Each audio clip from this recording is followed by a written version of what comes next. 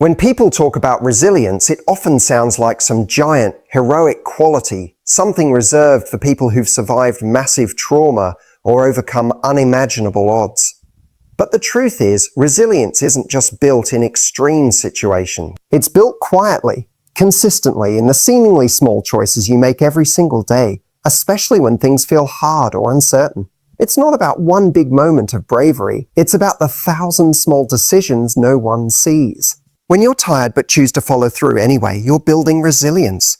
When you feel disrespected but choose not to lower your standards, you're building resilience. When you're anxious but still get out of bed, show up and do what needs to be done, that's resilience too. Pressure is inevitable, but how you respond to pressure, that's where your strength is either sharpened or dulled. Every time life squeezes you, you're given a chance to choose how you'll act. And those choices, especially when made repeatedly, create habits. And those habits become your identity. People think resilience means not feeling anything. It doesn't. It means you feel it all, but you don't let it dictate your behavior. You don't let fear make your decisions. You don't let doubt stop your steps. And even if you take a pause, even if you fall down for a while, resilience means you make the decision to get up, to try again, to carry on, not perfectly, but persistently. You might not see the reward right away. And that's part of what makes it so difficult. Because the choice to act with discipline, with courage, with character, it doesn't always bring immediate results. But over time, it makes you someone unshakable. Someone who knows that pressure doesn't define you. Your responses do.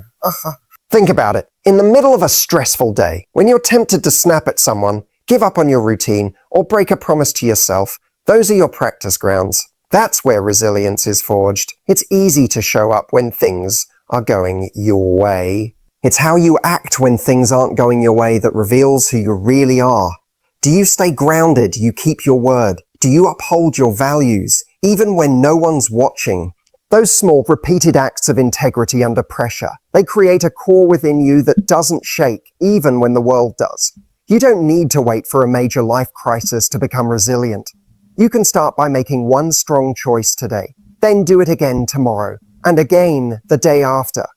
That's how you build real resilience, not in one grand gesture, but in the quiet consistency of your character under pressure. We've been told to air control our emotions as if that means pushing them down or pretending they don't exist.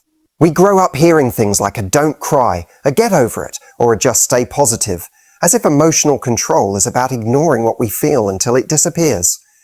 But suppressing your emotions doesn't give you power.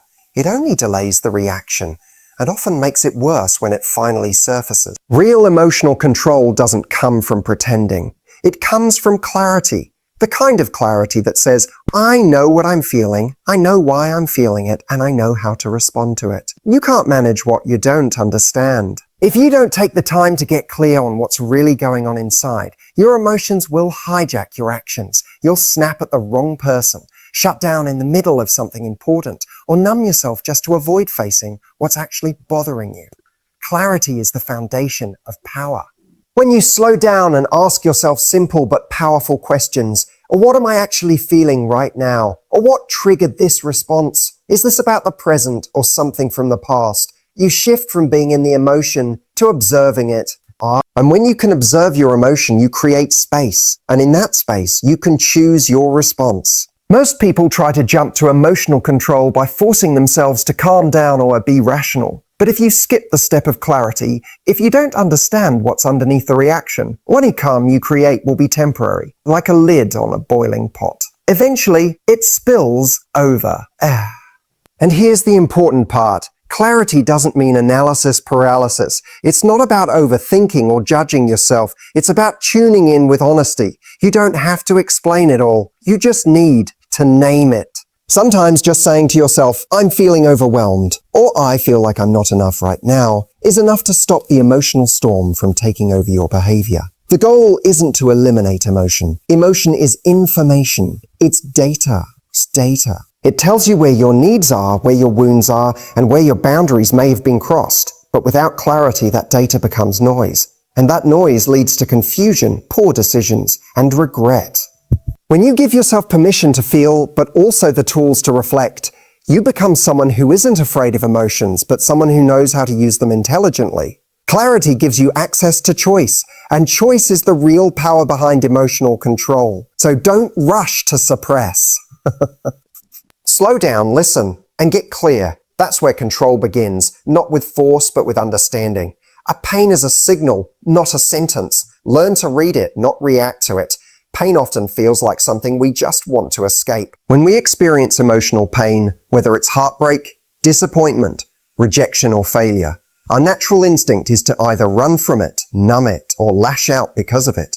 But the truth is, pain in and of itself is not your enemy. In fact, pain is often your greatest teacher if you learn how to listen instead of react. Pain is not a life sentence. It's a message. It's your body and mind trying to tell you something is off, something matters, something needs attention. But most people get so consumed by the discomfort that they never pause to ask, what is this pain actually trying to show me? It's easy to get stuck in pain when you label it as permanent. You think, this always happens to me, or I'll never get through this, or this must mean I'm not good enough. But that mindset turns pain into identity, and that's where we lose ourselves. The pain itself is temporary. What gives it power is the meaning we attach to it. And that's where your strength comes in, not in avoiding pain, but in decoding it. Let's say you feel deeply hurt by someone who let you down. The reaction might be to get angry, withdraw, or build a wall. But if you can stop and ask, why does this hurt so much? You might uncover something deeper. Maybe it's not just about this person, but about a pattern of being overlooked, or a fear of not being valued. That clarity helps you not just cope with the pain, but grow through it. Pain is feedback. It might be pointing to a boundary you didn't set. A need you've been ignoring. A value that's been violated. Or maybe it's just revealing how deeply you care, which in itself is not weakness, but strength. And here's what's empowering. Once you understand the signal, you can choose your next move consciously. You can respond instead of react. You can have the hard conversation instead of shutting down. You can leave the unhealthy situation instead of staying stuck in it.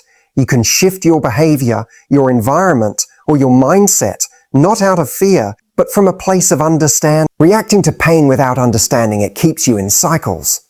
Reading pain as a signal gives you a way out, a direction forward. So the next time you feel something heavy, before you drown in it, numb it, or let it define you, ask yourself, what is this trying to show me? What's the lesson here? That simple shift turns pain into purpose. It takes you from being controlled by what happened to being guided by what you've learned. When we feel let down by someone, whether it's a partner, a friend, a colleague, it's easy to believe they're the reason we feel broken, disappointed, or betrayed. And yes, people can hurt us. People can be careless, thoughtless, or even cruel. But if we zoom out for a moment, we'll often realize that what cuts the deepest isn't just their action. It's the expectation we had of them that they didn't live up to. Expectations are invisible agreements we often create in our own minds. We expect someone to treat us a certain way, to respond like we would, to care the way we care. And when they don't, the gap between what we hoped for and what we got is where the pain begins. We say things like, how could they do this to me? Or I thought they were different, or I never expected this from them. And right there in those words is the root of the wound. I never expected this. It's not that people don't play a role in our pain, but it's the story we had about them that truly breaks our hearts. The version we built in our heads. The belief that they should or would behave in alignment with our values or assumptions. Now, that doesn't mean we shouldn't have standards or that we shouldn't trust people. It means we have to become conscious of the difference between having healthy boundaries and creating silent expectations. One comes from clarity and self-respect. The other comes from assumptions and emotional dependency. The moment we start expecting others to always validate us, always prioritize us, always show up in the exact way we need, we hand over control of our emotional state to people who are human, flawed, and sometimes completely unaware of the standard we're holding them to. That's where the power of self-awareness comes in. When you start to feel broken by someone's behavior, ask yourself, was it the person, or was it the expectation I placed on them? That question puts you back in control. It helps you see not just what they did, but what you believe they would do, and whether that belief was ever communicated, realistic, or fair. This doesn't mean you lower your standards. It means you take ownership of them. You express them clearly. And you understand that when someone fails to meet them, it says more about their capacity than your worth. Because in the end, the people who truly belong in your life are not the ones who always meet your expectations. They're the ones who respect your clarity, your boundaries, and your growth. And the more you take responsibility for your own expectations, the less fragile you become in the face of other people's actions. It's not people that break us, it's when we build castles out of assumptions and forget to check if the foundation was ever real. You can't control life, but you can control your standards for how you show up in it. There's a truth we all have to confront sooner or later. Life is unpredictable. You can plan, prepare, visualize, and hope, but there will always be things outside your control. Circumstances will shift. People will disappoint you. Unexpected challenges will show up at the worst times. That's just the nature of life. Control, as we often imagine it, is mostly an illusion. But here's where your power lives. Not in controlling the external world, but in mastering the internal one. You don't get to decide how life treats you, but you absolutely get to decide how you treat yourself and how you show up in every moment. That's your standard. And your standards are what define your character, your resilience, and ultimately your outcomes. When you raise your standards, you're not being rigid. You're being intentional. You're saying, and no matter what life throws at me, this is how I choose to carry myself. This is how I handle stress. This is how I respond to conflict. This is the level of effort, kindness, and self-respect I bring, even when everything feels out of control. Some people let life lower their standards. When things get hard, they give up on themselves. They cut corners, compromise values, treat others poorly, or abandon what matters most. They let the chaos around them determine the quality of the person they are.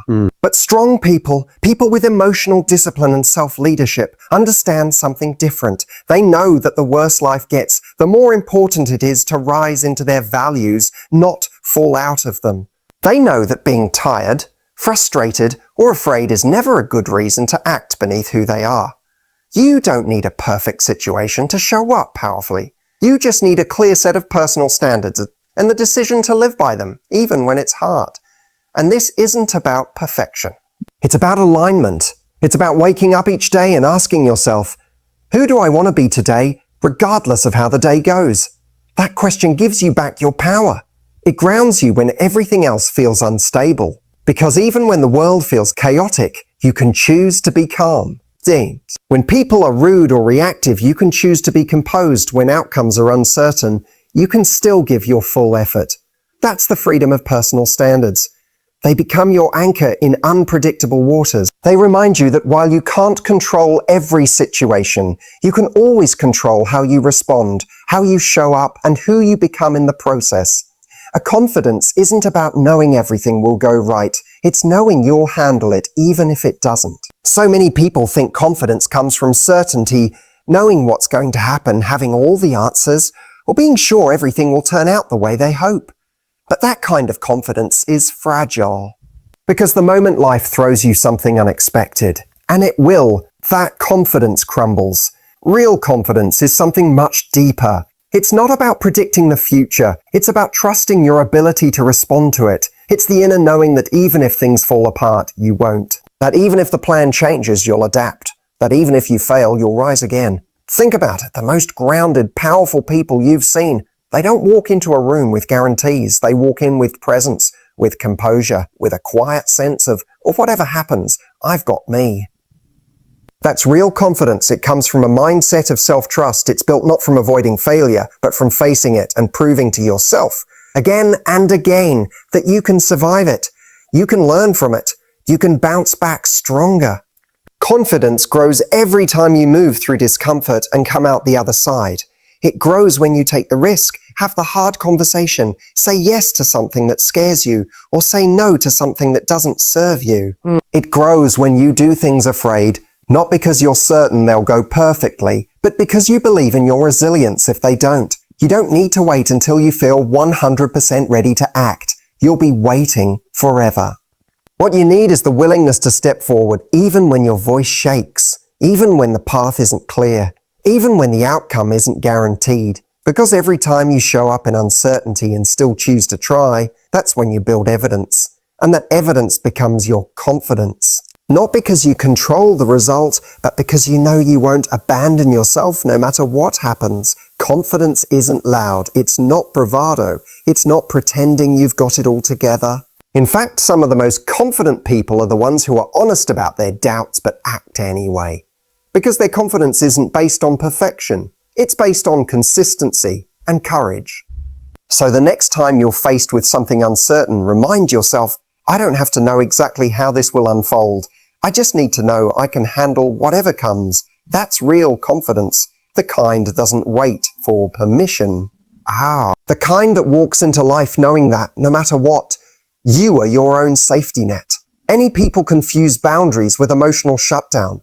They think setting boundaries means cutting people off, being cold, or shutting down any vulnerability. But healthy boundaries aren't about isolation. They're about protection, not of your pride, but of your peace. A wall keeps everything out. It says, no one gets in. But a boundary is different. A boundary says, I decide what gets in and what doesn't. It's a conscious, thoughtful filter you create to keep your energy focused, your values intact, and your emotional health stable.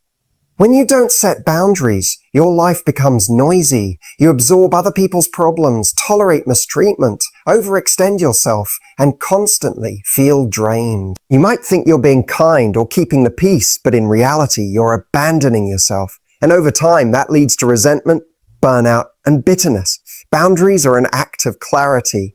They say, here's what I allow, here's what I won't, and here's how I'll respond when those lines are crossed. They give people a roadmap for how to treat you, not because you're trying to control them, but because you're committed to honoring yourself. A lack of boundaries is often rooted in fear. The fear of losing someone, the fear of being disliked, or the fear of coming across as difficult. But every time you trade your peace for temporary acceptance, you build a relationship based on performance, not authenticity. You teach people that loving you means overreaching you, and that's not love. That's dependency. Protecting your energy doesn't mean avoiding hard conversations or never being flexible. It means knowing where your limits are and being brave enough to communicate them. It means choosing long-term self-respect over short-term comfort. And it's not just about other people, it's about yourself. Boundaries include how much time you spend on your phone, how you talk to yourself, what thoughts you allow to repeat, and how much of your emotional bandwidth you give to things that don't serve you. The moment you start seeing boundaries as self-leadership instead of selfishness, everything changes.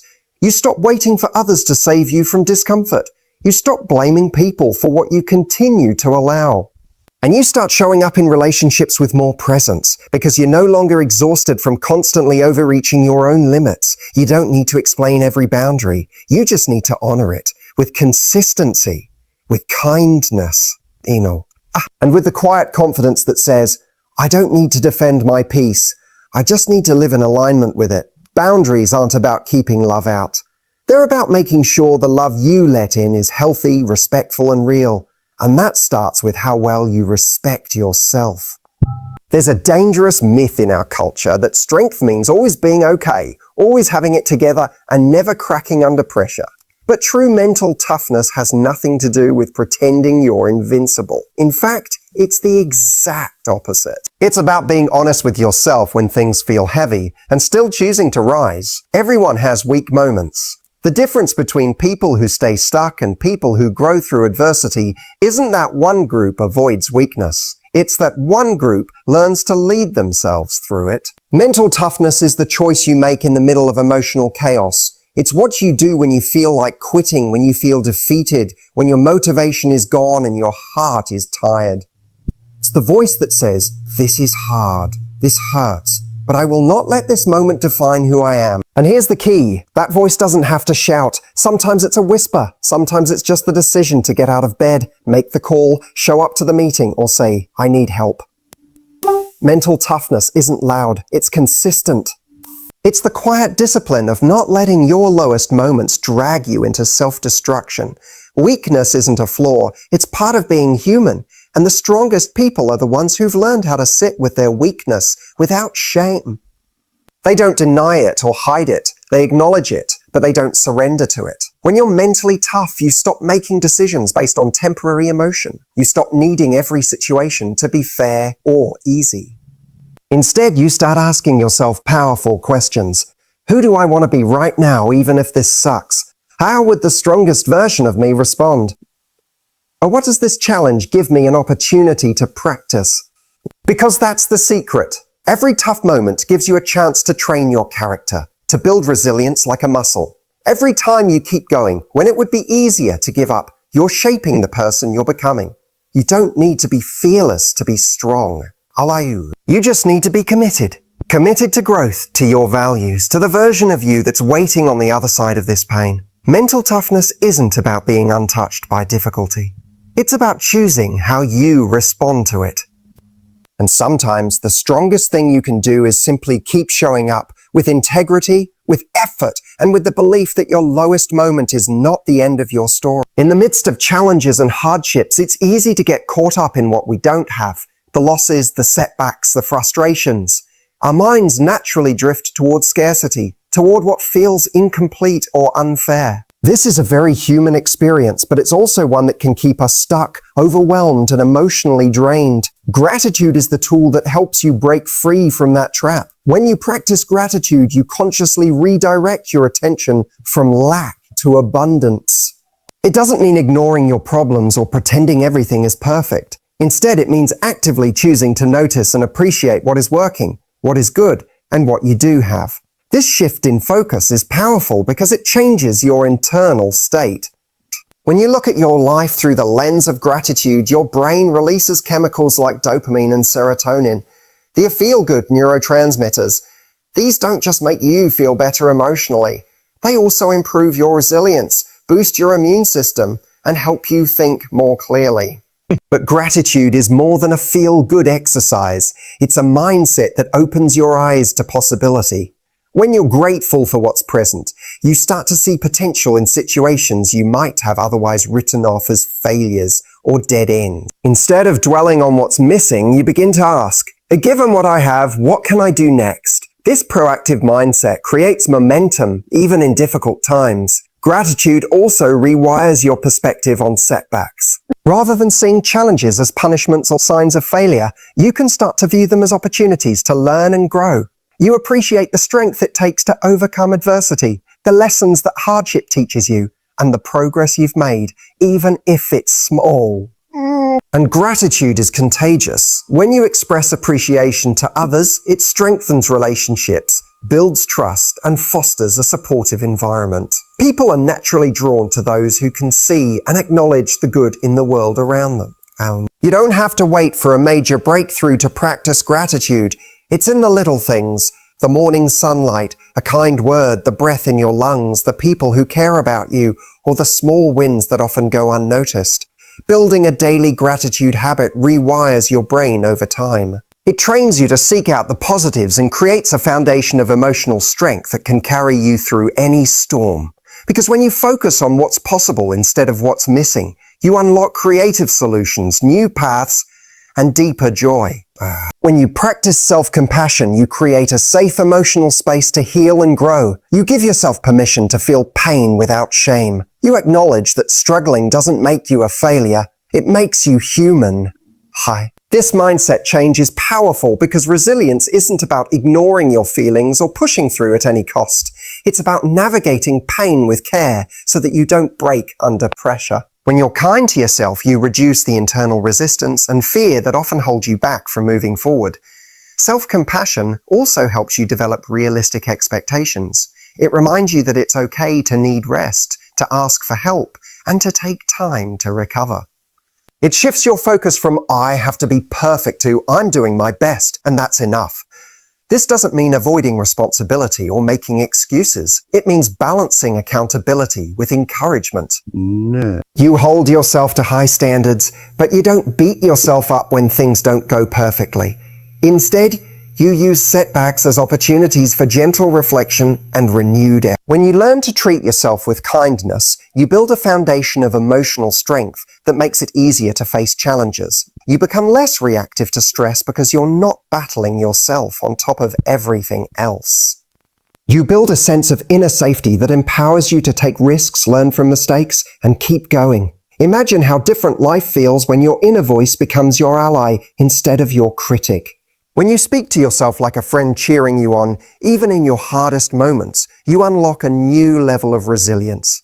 So next time you feel overwhelmed or defeated, pause and ask yourself, what would I say to a friend in this situation? And then say those words to yourself. Because self-compassion isn't a luxury. It's a vital tool for staying strong, growing, and thriving no matter what life throws your way. Staying strong in any situation isn't about being perfect or having control over everything life throws at you. It's about mastering the art of how you respond, choosing resilience, confidence, and self-respect even when things feel uncertain or overwhelming. It's about raising your standards for how you show up, practicing self-compassion, setting healthy boundaries, and focusing on progress rather than perfection. Strength comes from within, the mindset you cultivate, the habits you build, and the kindness you show yourself along the way. Life will challenge you, no doubt.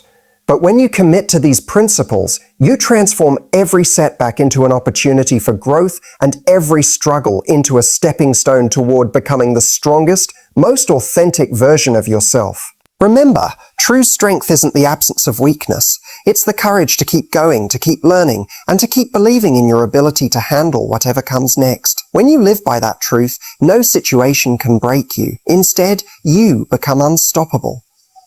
So stand tall, be kind to yourself, and show up with unwavering intention. Your strength is your greatest gift, and it's always within reach.